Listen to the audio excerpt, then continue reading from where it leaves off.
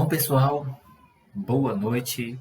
Quero dar as boas-vindas para vocês. Depois de muito tempo, vou fazer um vídeo aqui para o meu canal. Só que dessa vez eu quero falar um pouco sobre a situação do São Paulo Futebol Clube.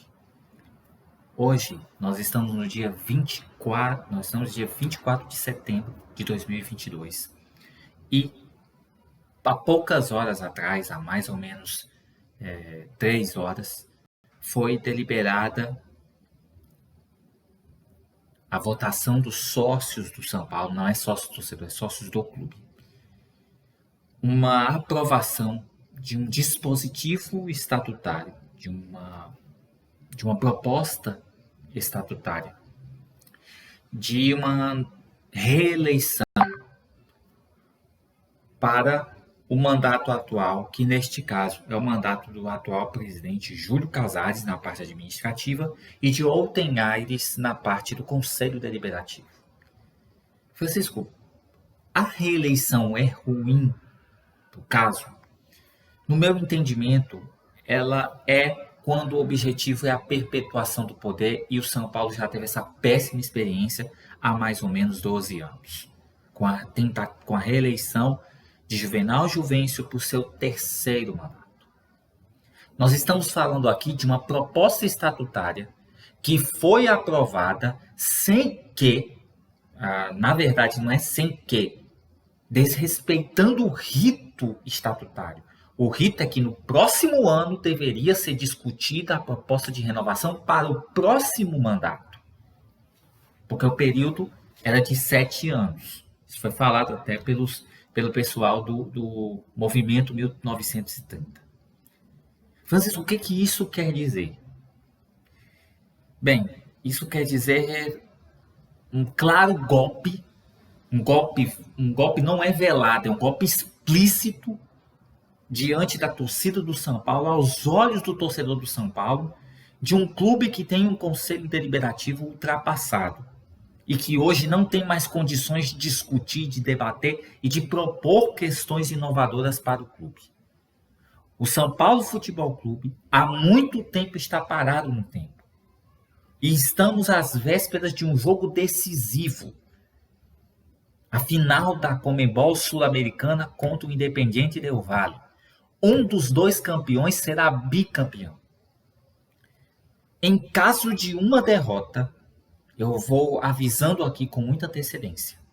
O São Paulo sofrerá uma das maiores crises já vistas dentro do clube. E digo mais, a gestão Casares será extremamente cobrada por esta possível derrota. Estou falando uma semana antes da decisão. Não estou falando que o São Paulo vai perder. Então estou falando uma semana antes. Estou falando logo de um risco de derrota. Mas também não vamos fingir que se o São Paulo vencer a Sul-Americana vai dar tudo às mil maravilhas. Não. Vai continuar tendo um grande problema. O São Paulo, orçamentariamente, hoje, está um pouco mais saudável, mas não da forma como deveria ser. E entendo que nós, torcedores e torcedoras do São Paulo Futebol Clube, precisamos começar a deixar de lado esses factores de jogadores que querem vir para o São Paulo, de contratações, e precisamos nos focar na reestruturação do clube. E ela passa por, pelo menos, no meu entendimento, 3 pilares importantes. O primeiro é a análise de que o Conselho Deliberativo não tem condições de debater a vida do São Paulo Futebol Clube. Não tem a capacidade de debater a separação do futebol do social, nem mesmo de debater sobre a proposta de uma sociedade anônima do futebol. Sociedade essa que auxiliou o Cruzeiro este ano a conseguir fazer uma grande campanha no Campeonato Brasileiro, a subir para a primeira divisão com uma larga vantagem sobre seus rivais e, mais ainda, uma possibilidade de investir em um time ainda mais forte ao voltar para a Série A sob o comando do técnico Paulo Pesolano. Então, esse é um ponto-chave. O Conselho Deliberativo ele não tem condições de discutir primeiro, porque a maior parte de seus membros são de conselhos vitalícios. e que já estão numa idade avançada, que não dão, usando o termo da brincadeira, eles não estão dando nem pro couro, quanto mais deliberando questões importantes acerca do São Paulo Futebol Clube. Segundo ponto, o próprio clube está sendo gerido por membros deste conselho, e um dos principais é Carlos Belmonte. Todos sabem que Carlos Belmonte é o coordenador, é o coordenador de futebol do São Paulo. E é ele quem responde pelo departamento de futebol. Um conselheiro. Nós precisamos de um departamento de futebol profissional que analise trabalho e que compreenda a questão dos resultados, que blinde o grupo, que fundamente a proteção do grupo e que articule ações que possibilitem o desenvolvimento de futebol, do futebol do São Paulo, desde as categorias de base até a categoria principal, que é essa a qual nós torcemos. Terceiro ponto. É necessário repensar também a própria comissão técnica. O trabalho do técnico Rogério Ceni não é sendo muito factível até este momento proveitoso. O Campeonato Brasileiro disputado pelo São Paulo é terrível. São 7 vitórias. Se não me falha a memória, nós estamos na 7 vitórias, 7 derrotas e 14 empates. Isso está muito errado para um clube que precisa ter como objetivo se classificar para a Libertadores. O Bandana e o Perecini falavam muito que, para o São Paulo, o melhor a fazer seria investir no Campeonato Brasileiro, se classificar num G6 do Campeonato Brasileiro, para poder ir para a Libertadores de forma segura. Numa Copa, você não tem segurança se vai avançar ou não. Vai ter que depender muito de competência e dessa competência junto com a sorte. O São Paulo, na Copa do Brasil, por exemplo, avançou até onde podia. Quando pegou o Flamengo, nós já sabíamos o que ia dar. E deu. O Flamengo venceu os 2 jogos, teve uma vantagem superior à nossa, porque matou o jogo no Morumbi, e no jogo do Maracanã só fez aquilo que lhe era protocolar. Mas por exemplo, o Mauro César Pereira, na Jovem Pan, disse que o São Paulo fez um jogo maravilhoso contra o Flamengo no Morumbi. Tá, mas acabou perdendo por 3-1. Acabou errando onde não podia e falhando onde não devia. Então você vê o abismo entre os dois. Por que o São Paulo não disputa da mesma forma com o Flamengo, da mesma forma com o Palmeiras? Primeiro, porque não tem elenco qualificado. Segundo, porque sua estrutura está defasada. E terceiro, porque não pensa de forma profissional o futebol.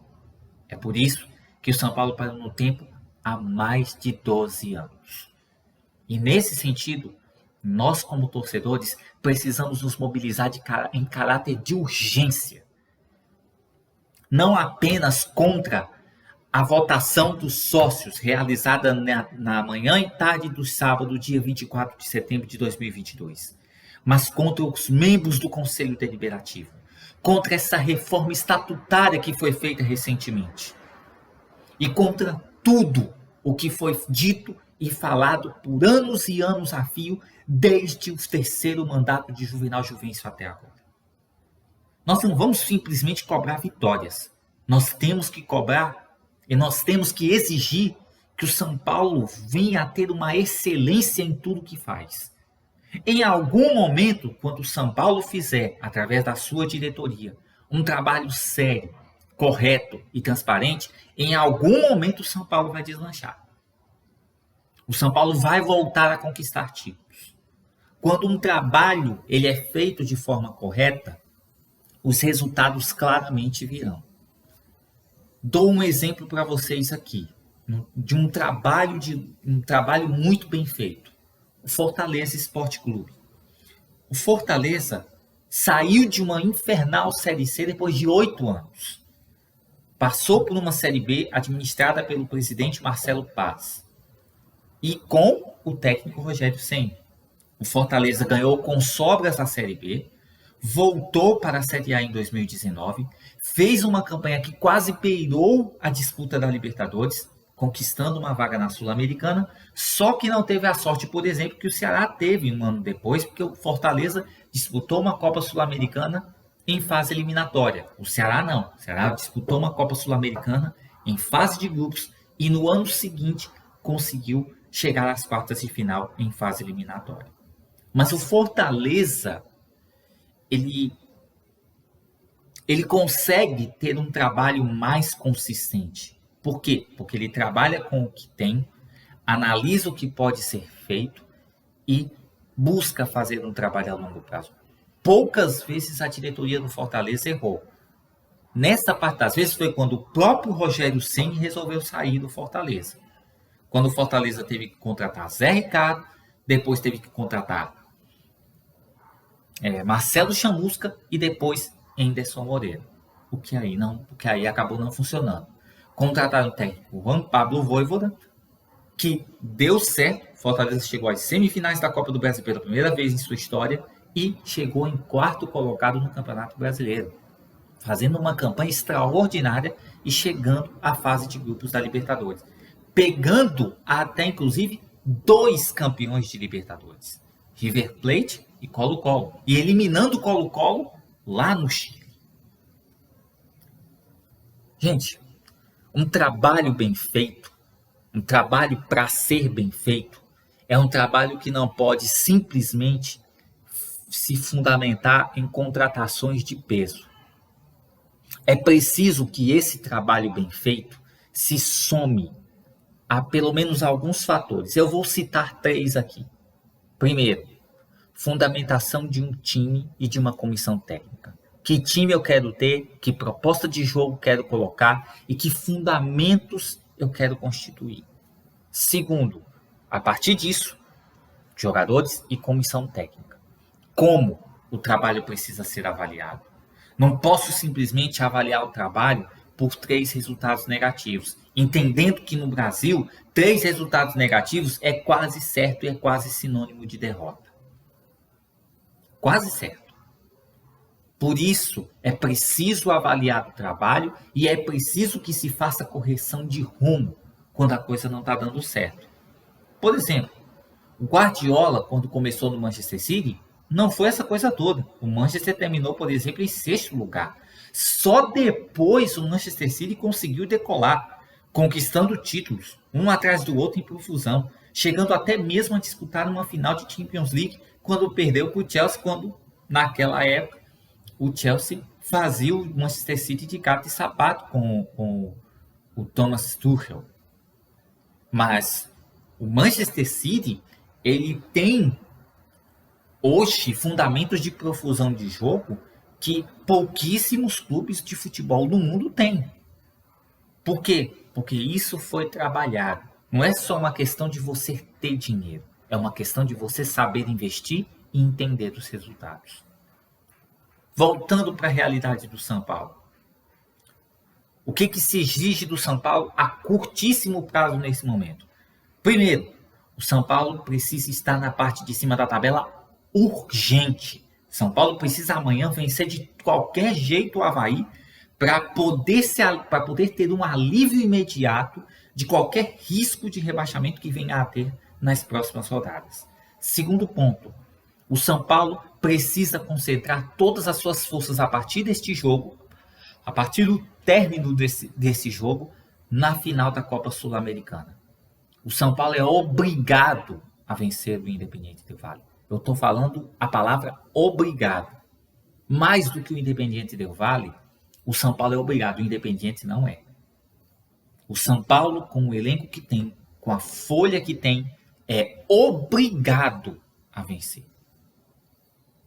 E essa obrigação pode acabar pesando para o São Paulo se não houver cuidado dentro do clube com relação ao elenco, com relação à comissão técnica e ao trabalho que precisa ser feito. Voltando para a questão do Rogério Ceni. Eu falei há pouco tempo que o trabalho do Rogério Ceni não era muito bom. Então vamos para os resultados? Campeonato Paulista. O São Paulo foi vice-campeão paulista. Perdeu para o Palmeiras na decisão, por aquele placar de 4-0 que todo mundo já sabe o que foi que aconteceu. A pane no São Paulo sem ver nem para quê. Copa do Brasil, chegamos à semifinal, mas paramos no Flamengo, não tivemos nenhuma chance contra o time rubro-negro. Copa Sul-Americana, estamos na final.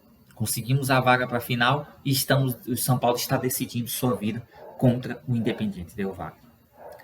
No Campeonato Brasileiro, nós estamos na 13ª posição. E temos um bolo de pelo menos 6 times com essa pontuação. Só que temos 7 vitórias. Uma boa parte deles já tem entre 8 ou a 10 vitórias. O São Paulo é obrigado a vencer o jogo contra o Avaí neste domingo, dia 25 de setembro, a partir das 8 horas. É obrigado a vencer no Morumbi para poder subir na parte de cima da tabela e poder ter alguma possibilidade de lutar por uma vaga na Libertadores via Campeonato Brasileiro. Só que, para isso acontecer em termos de Campeonato Brasileiro, só tem uma alternativa desses 12 ou 11 jogos restantes. Vitória. Eu vou repetir. Só tem uma alternativa para o São Paulo conseguir chegar à parte de cima da tabela. Vitória. Aí eu falo para vocês. Será mesmo que a gente vai continuar nesse círculo vicioso de tentar ter uma esperança num clube, ao invés de ter a consciência de que precisamos começar uma luta diferente por uma verdadeira reestruturação do São Paulo? Eu tenho pensado muito durante esses anos em que o São Paulo ficou na fila, até mesmo no Campeonato Paulista de 2021, que eu assisti o São Paulo ganhar do Palmeiras pelo placar de 2-0. Vamos lá. Primeiro, como eu falei, o Conselho Deliberativo ele não tem condições de discutir a vida do São Paulo Futebol Clube como clube. São membros já velhos, são membros já desgastados, são membros que não têm a capacidade de debater, de discutir, de propor e de ir a fundo na análise das discussões. Salvo raríssimas exceções que não estão no meio dos vitalícios, os vitalícios acabam sendo uma doença dentro do São Paulo. E isso precisa acabar. Segundo ponto. É preciso que o Conselho Deliberativo mude completamente a sua composição e que tenha entes dos sócios torcedores. E que se possa, a partir disso, discutir o São Paulo Futebol Clube de maneira inteligente e responsável. Nós estamos falando de empréstimos que foram feitos sem ter nenhuma explicação ou critério técnico para isso. Nós estamos falando de uma tentativa de reeleição que nem foi explicado o motivo para isso. O que se apontou, por exemplo, se não me falha a memória, o Jorge Nicola colocou isso, de que o Grupo City queria fazer uma parceria com o São Paulo e para estabelecer essa parceria eles precisavam da pessoa do Júlio Casares para continuar estas ações articuladas de institucionalizar, de relações institucionais entre o São Paulo e o Grupo City. Mas não dá para fazer isso com outra pessoa? Não dá para seguir pelo menos nessa linha? Esse é um questionamento que eu estou falando de uma suspeita que nunca foi colocada e nem foi dado. 7 meses atrás, os sócios já haviam votado não a essa tentativa, a todos os processos. E agora, mais de 900 votaram sim. Eu pergunto, por quê? Qual é o motivo de se tentar novamente, 7 meses depois do primeiro ocorrido, essa nova lógica de que precisa votar sim para a reeleição? Isso não... E vou falar sério aqui. Eu não engulo esse tipo de baboseira da diretoria do São Paulo. Nem da pessoa do Júlio Casares e nem da pessoa do Walter Aires. Outra questão que está sendo colocada para a gente poder finalizar o vídeo. Uma tentativa de perseguição aos que se opõem à atual forma de fazer política dentro do São Paulo. Existem pessoas colegas, irmãos nossos do São Paulo Futebol Clube que estão sendo perseguidos por exporem as suas opiniões, por entenderem que o que está acontecendo no São Paulo é errado, é falho, é grotesco, é insignificante. Essa tentativa de perseguição é uma forma de tentar calar a verdadeira oposição do São Paulo. E tem uma coisa que eu preciso dizer a vocês. Nós, torcedores, precisamos começar a ser uma oposição ferrenha ao São Paulo. A atual diretoria. Ao que esta diretoria e este Conselho Deliberativo transformaram São Paulo. Por exemplo, eu pergunto para vocês, vou dar um exemplo de um jogador que está há quase 7 anos no clube, Reinaldo. Na verdade, ele está há quase 9 anos. Em um momento, ele foi para a Chapecoense. O lateral esquerdo, Reinaldo, ele é um jogador extremamente mediano. Poucas vezes ele teve excelentes atuações. Mas ele nunca jogou de fato em alto nível. Nunca jogou de fato num nível alto, que você pudesse ter confiança plena, que poucas vezes ele pudesse jogar mal. Não, ele geralmente joga mediano para mal. Ele é um jogador de regular para ruim. E estão tentando renovar o contrato do Reinaldo. Igor Gomes é um outro exemplo de um jogador que literalmente não vingou no São Paulo. Ele veio junto com o Antony. Mas por que o Antony foi e ele não? Porque viram no Antony um grande potencial a ser lapidado, diferente do Igor Gomes. Tanto é que os holandeses do Ajax estavam certos. O Antony se tornou uma arma letal dentro do Ajax. E hoje ele é uma arma letal no Manchester United.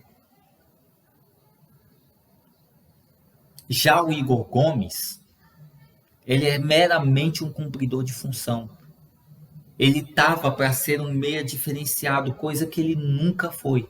Foi sempre aquele jogador frustrado, que nunca conseguiu emplacar um bom futebol.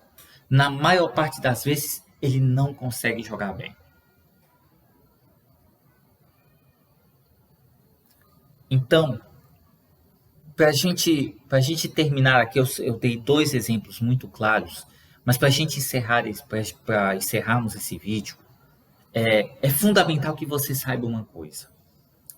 O São Paulo precisa sim, de fato, de uma mudança. E quando nós falamos de mudança, nós falamos de transformação. De uma transformação de dentro para fora. De uma transformação desde o seu conselho deliberativo até a diretoria. E nós, torcedores do São Paulo, precisamos cobrar, precisamos nos unir e precisamos nos articular para vencermos essa diretoria e este conselho deliberativo. E claro, torcer para o São Paulo nestes próximos dias e poder ver o São Paulo de novo campeão da Copa Sul-Americana outra vez. Espero, creio Deus, que isso possa acontecer. Bom, quero deixar o meu abraço, o meu carinho para todos e todas. Fiquem com Deus. Vamos, São Paulo!